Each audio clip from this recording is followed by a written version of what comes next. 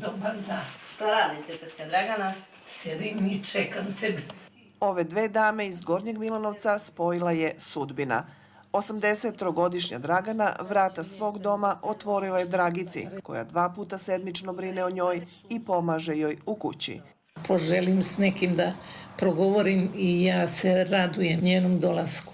Za te nepune 2 godine ja imam veliku prijateljicu. Dragica se poslom gerontodomaćice bavi već 3 godine i dnevno uđe u dom 4 korisnika. Sa dosta svojih korisnika se trudim da uspostavim takvu komunikaciju da to i bude više kao prijateljski, da ne shvate ni oni da je to meni neka obaveza, samo da dođem kao na posao, nego da prosto da shvate da ja želim da im pomognem. Na području Gornjomilanovačke opštine ne postoji dom za stare, ali će iz budžeta i naredne godine biti finansiran rad gerontodomaćica.